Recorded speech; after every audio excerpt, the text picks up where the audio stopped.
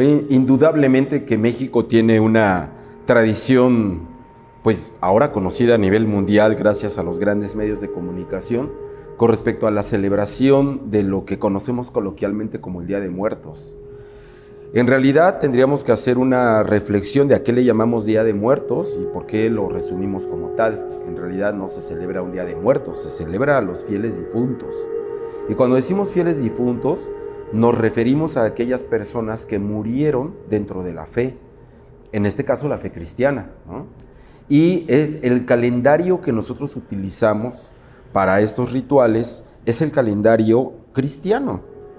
La fiesta de los fieles difuntos, datada por el calendario católico para el día 2 de noviembre, sin embargo, tiene una coincidencia muy particular con las antiguas fiestas que se celebraban en el México prehispánico para los rituales de la muerte, o el Mictlán. Y uno diría, pues qué grandes coincidencias, ¿no? Que tanto en Europa, que es de donde nos viene la tradición de la celebración de los fieles difuntos, como en el mundo prehispánico mexicano, coincidieran las fechas, ¿no? Estamos hablando no de los mismos calendarios, evidentemente, pero sí de los mismos tiempos. Y estos tiempos son cuando justamente la naturaleza en el hemisferio norte nos da la seña de que está muriendo, ¿no? Estamos en la época en la que los árboles están mutando las hojas, el otoño ya se hace muy evidente, soplan los vientos fríos del norte, el ambiente se torna cada vez más oscuro, ¿no? Y se abren las puertas de lo que nosotros conocemos como el más allá, entendido desde la cultura que uno lo quiere entender. Sería muy difícil haber ubicado en el contexto de la naturaleza que nos rodea un día de muertos o de fieles difuntos en mayo o en abril, ¿no? Tendría que haber sido en esta latitud en el mes de octubre o en el mes de noviembre. Hay cosas que tenemos como en el imaginario popular que hay que recordar como para ilustrar mejor esto que estamos hablando, ¿no? Como el hecho, por ejemplo, de la luna, ¿no? Todo el mundo sabe que la luna más hermosa es la luna de octubre, ¿no? Y además uno lo asume y efectivamente tú sales a ver la luna llena de octubre y dices, órale, ¿no? Qué espectáculo tan bonito. ¿Por qué? Porque también son tiempos de transición en cómo los vientos húmedos empiezan a amainar, los cielos son más claros, las estrellas más luminosas, ¿no? Y cuando sale la luna, pues suele ser una luna espectacular. Por lo tanto, son meses nocturnos, son meses que nos están llevando a voltear los ojos a la noche. Y la noche es el territorio de la muerte, es el territorio del otro mundo, ¿no? O del más allá. Entonces, además de este día de los fieles difuntos, hay un día previo que se denomina en el calendario litúrgico como el Día de Todos los Santos, ¿no? Y es curioso, pero a lo mejor mucha gente no tiene presente o no recuerda que lo que el santoral católico celebra en cada día de los santos es el día de sus martirios o el día de sus muertes. El santoral católico no celebra el 24 de junio a San Juan Bautista porque ese día nació, sino porque ese día le cortaron la cabeza, ¿no? Entonces, así es con todos los santos. El día que se celebra en el santoral es el día de su muerte. ¿Por qué? Porque es el día de su trascendencia hacia Dios. Ya termina esta vida terrenal y empieza su vida celestial. Entonces también esta manera que observamos la muerte, ¿no? De una manera tan obsesiva en la cultura occidental, industrial, moderna, de que la muerte es lo peor que nos puede pasar, ¿no? Cuando en realidad los pueblos, muchos pueblos, los grupos humanos a lo largo de la historia lo han visto más como una trascendencia, ¿no? Trasciendes, no es que desaparezcas para siempre, ¿no? Y ha habido varias maneras de entender esa transición, ¿no? Desde los budistas y la reencarnación, hasta esta llegada al Mictlán, ¿no? De los pueblos prehispánicos, y además los diferentes paraísos a los que llegas a partir del motivo de tu muerte, por ejemplo, ¿no? Un guerrero muerto en combate, o una mujer muerta en parto, o un cuate muerto en el río ahogado, pues cada uno va a un paraíso diferente, ¿no? Pero a todos les espera, digamos, un mejor porvenir espiritual, tanto te portes bien y tus comportamientos sean los adecuados, ¿no? Entonces, cuando volteamos los ojos para México desde afuera y decimos, bueno, ¿pero por qué? ¿Cómo le hacen los mexicanos para llegar a ese punto de hacer de los días de los fieles difuntos estas festividades? Porque además echamos la casa por la ventana, ¿no? Hay hay que entender también, y esto es importante para la gente que pudiera oír esta plática en otros contextos culturales, que no en todo México se celebra el Día de Muertos, ni se celebra de la misma manera. La celebración del Día de Muertos, como se conoce más internacionalmente, o la que la gente conoce mejor, ve mejor, pues es por ejemplo lo de la película de Coco, ¿no? Pero una película como Coco, cuando los creadores de Pixar de esta película hicieron el trabajo, lo que hicieron fue que vinieron a México, hicieron un estudio de 5 años, estudiando las diferentes maneras de la expresión de las fiestas de muertos en diferentes estados. Y uno que sea como muy apegado a las tradiciones y costumbres de México, se podrá dar cuenta de que es una mezcla, aparte de lo fantasioso, ¿no? De lo que viene a ser como un complemento, que a mí es una película que me gusta mucho, a quien no, yo creo que es una película que te mueve el corazón, ¿no? Pero en cuanto a los elementos visuales de la cultura mexicana expresada en la fiesta de los Días de Muertos, tú ves ahí expresiones de Jalisco, Michoacán, Ciudad de México, Puebla y Oaxaca, fundamentalmente. O sea, entidades que corresponden al México central. Y entonces, cuando uno hace esa reflexión, uno podrá entender que un regiomontano, ¿no? O un chihuahuense o un yucateco no lo ve con los mismos ojos. Y no es porque no tengan sus propias raíces y sus propias expresiones, sino porque cambian, ¿no? Es así como podemos decir que el paradigma de la fiesta de muertos en México se encuentra en Oaxaca, en Michoacán y en la Ciudad de México. Son como los 3 corazones que laten al unísono durante las festividades de muertos, ¿no? Sin excluir a nadie, porque como digo, es una fiesta mexicana y se celebra en todo el país de diferentes maneras. Pero en estas 3 entidades tiene un especial arraigo, ¿no?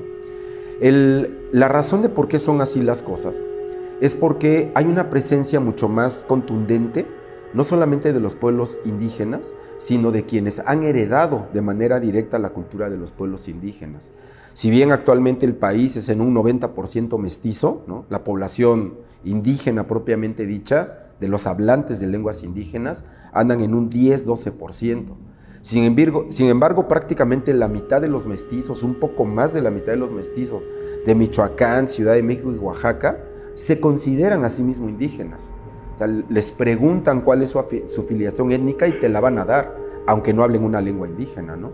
Mucha gente de la Ciudad de México, por ejemplo, está muy orgullosa de su origen mexica, ¿no?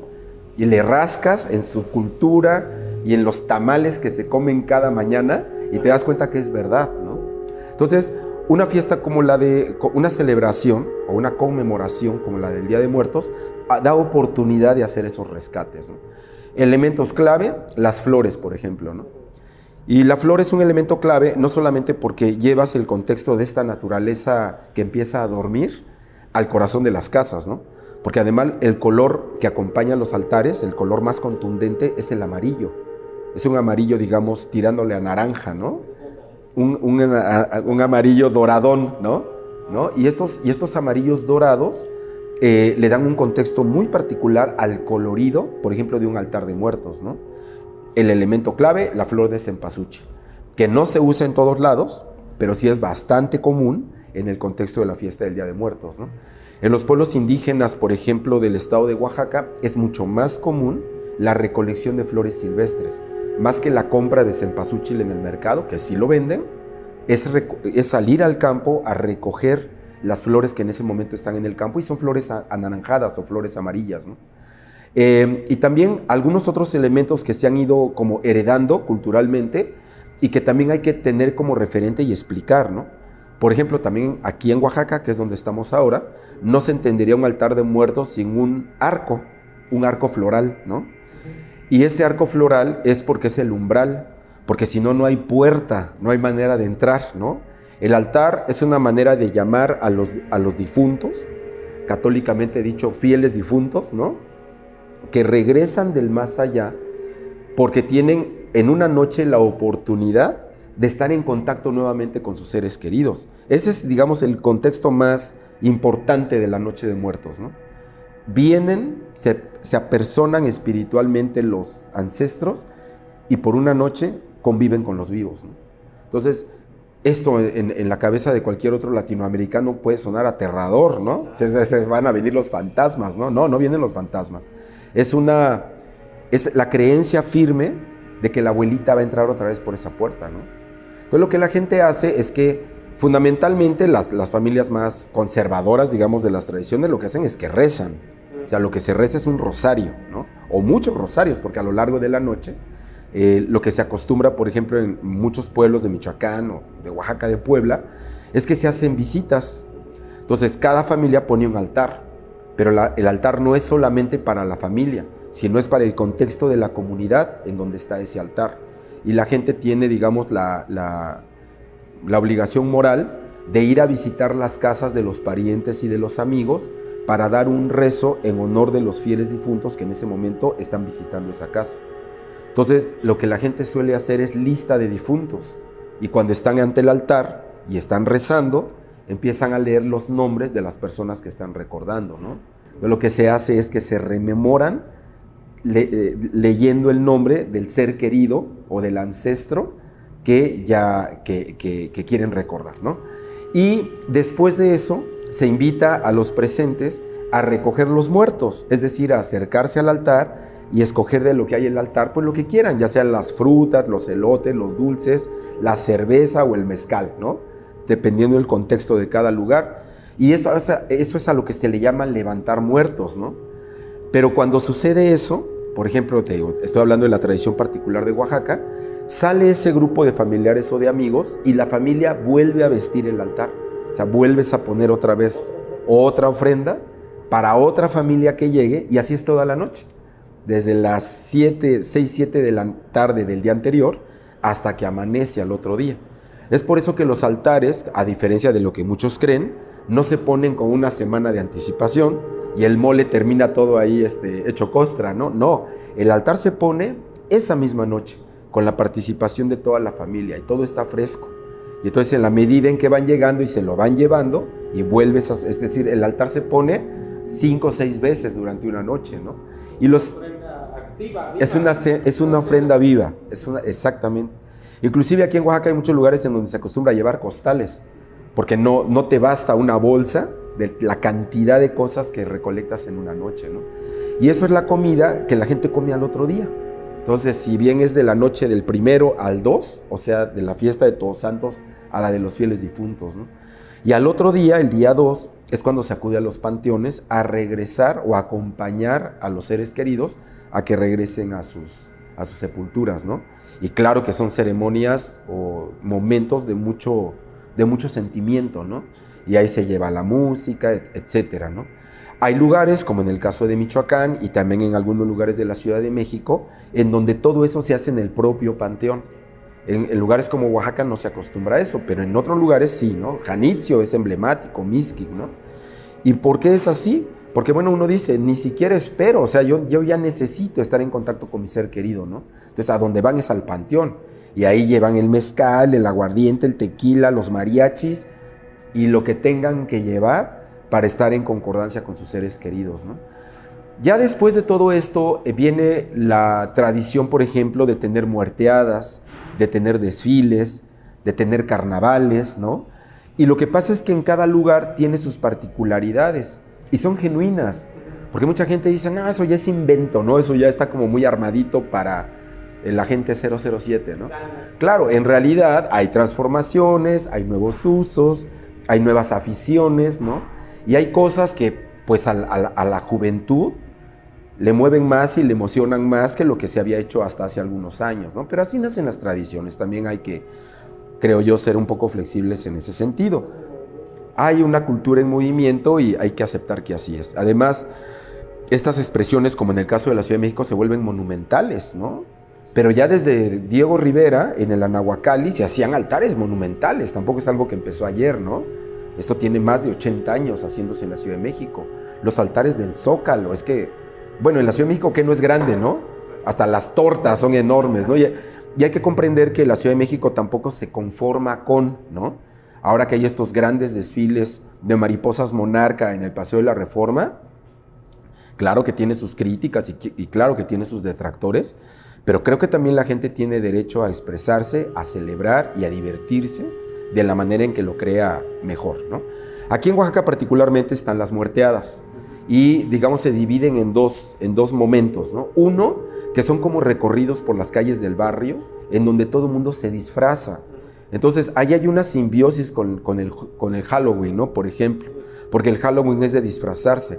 Pero eso del Halloween, que ahora está también muy, muy mezclado con la tradición de la celebración de Día de Muertos en México, en lugares como Oaxaca no se empezaron a hacer estos carnavales de barrio hace 10 años. Eso ha existido desde el siglo XIX, quizás desde antes, ¿no? ¿Y de qué se disfrazaban? Pues de calaveras, ¿no? Que era como lo más tradicional. Ahora se ponen la máscara de Frankenstein también, ¿no? Porque estamos en esa simbiosis. Esa es la primera parte, y la segunda parte es una representación teatral. De lo que se trata es de hacer mofa de la muerte, ¿no? Esa representación teatral, que es un teatro muy popular, es un teatro de improvisación y es un teatro pícaro, ¿no? Que desafortunadamente en algunos momentos, yo creo que también por influencia de los medios de comunicación, suele hacerse vulgar, ¿no?